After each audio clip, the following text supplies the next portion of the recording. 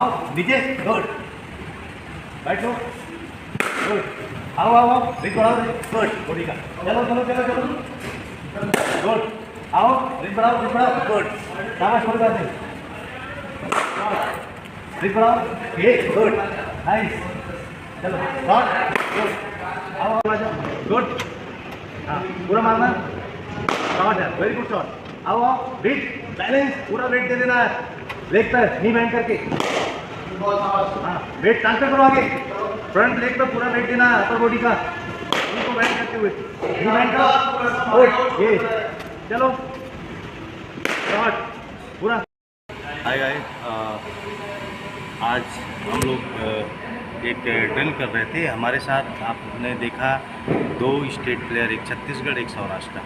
तो अब बेसिकली मैं स्टेट प्लेयर के साथ काम कर रहा था आज बैटिंग ड्रिल्स पर, बैटिंग स्किल्स को कैसे डेवलप किया जाए, कैसे उसको इम्प्रूव किया जाए, उसके लिए आज हम एक एडवांस ड्रिल पर काम कर रहे हैं। आपने देखा होगा ये दोनों प्लेयर को सेम ड्रिल करा रहा था। एक्चुअली हाँ क्या इनमें प्रॉब्लम क्या हो रहा है कि ये जब शॉट खेल रहा है, जो 4th या 5th स्टेज की बॉल है बाहर की तरफ, और कोई लेफ्ट आर्म लेग स्पिनर या आउट स्विंग बॉलर हो, तो उसके लिए ये जा रहे हैं, बॉल तक पहुंच रहे हैं। पहुंचने के बाद इनका अपर बॉडी लीन नहीं हो पा रहा, आ नहीं पा रहा, रिच नहीं बढ़ पा रही है।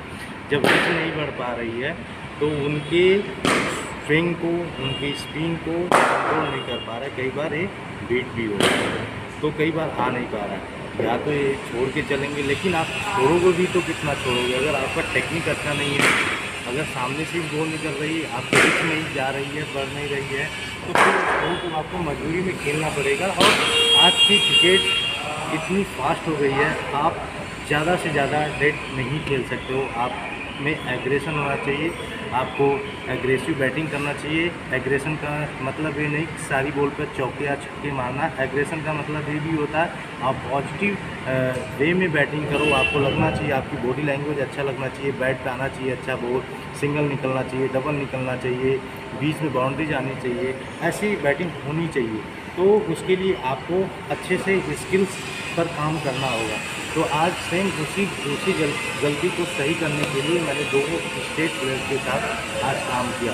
आपने देखा होगा फर्स्ट इसमें 2 ड्रिल्स में उसमें क्रिएटिव बनाया हुआ था और एडवांस ड्रिल था ये, और उसको मैं प्रोग्रेसिव धीरे धीरे बनाया था, साथ साथ उसको मैं प्रोग्रेसिव भी बनाया था, और उसमें उस पर इम्प्लीमेंट भी हम कर रहे थे। जैसे एक मार्कस पर बॉल रखा हुआ था और एक मैं बॉल सामने से फीड कर रहा था।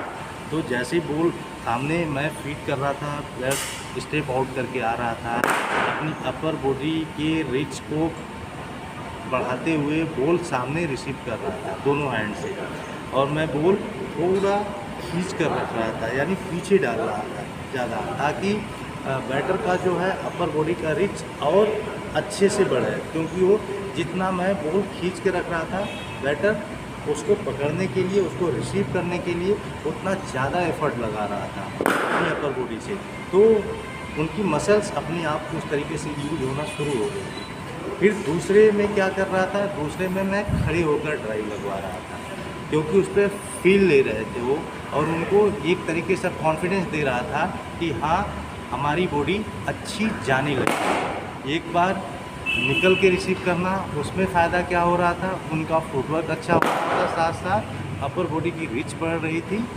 ठीक है, और उनका बॉल और आइज के साथ उनका कंसंट्रेशन अच्छा हो रहा था, कंसंट्रेट कर पा रहे थे और अपने बैलेंस को मेंटेन भी कर पा रहे थे। उसमें जितना आप निकल कर बॉल रिसीव करोगे, एक तो बॉल भी रिसीव करना, दूसरा आपको बैलेंस मेंटेन करना, ताकि प्रॉपर मैं बॉल रिसीव कर पाऊँ। तो कई सारे टास्क थे उस ड्रिल में, तो उसको वो अच्छे तरीके से कर रहे थे। इसके बाद नेक्स्ट में जैसे ही पीछे अपना शिफ्ट होते थे, फिर हाथ में बैट लेते थे, बैट लेने के बाद वो ड्राइव लगा रहे हैं। तो जब ड्राइव लगा रहे थे तो उससे उनकी अपर बॉडी का रिच मैं चेक कर रहा था कि बॉडी अच्छे से जा रही है कि नहीं जा रही, आपकी स्ट्राइड थोड़ा बड़ा निकल रहा है कि नहीं निकल रहा।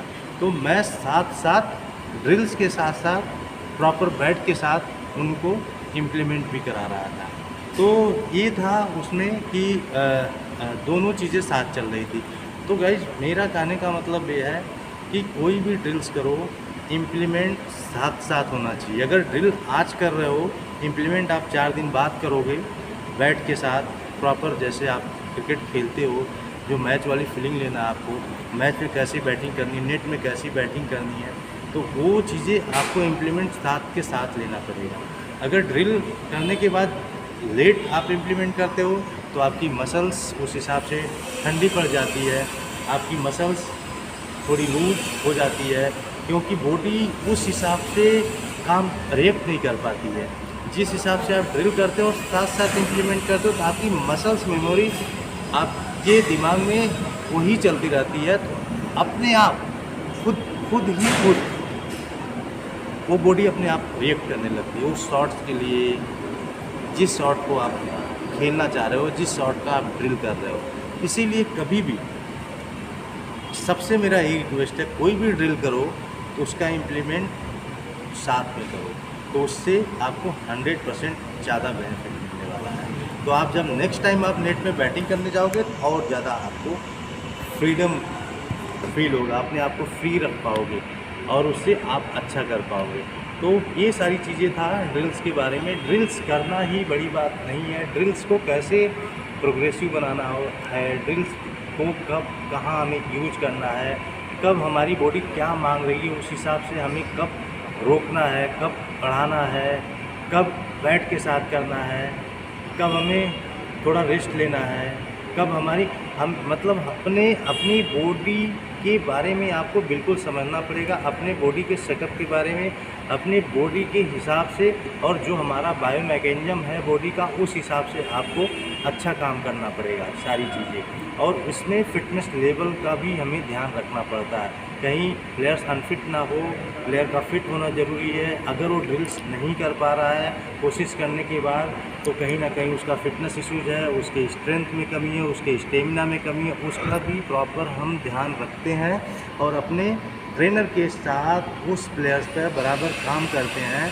कि ताकि उसका स्टेमिना अच्छा हो, उसका स्ट्रेंथ अच्छा हो, ओवरऑल फिट रहेगा, तो एडवांस ड्रिल वो बड़े अच्छे से कर पाएगा और वो प्रॉपर चीज़ों को सही ढंग से वो इम्प्लीमेंट कर पाएगा।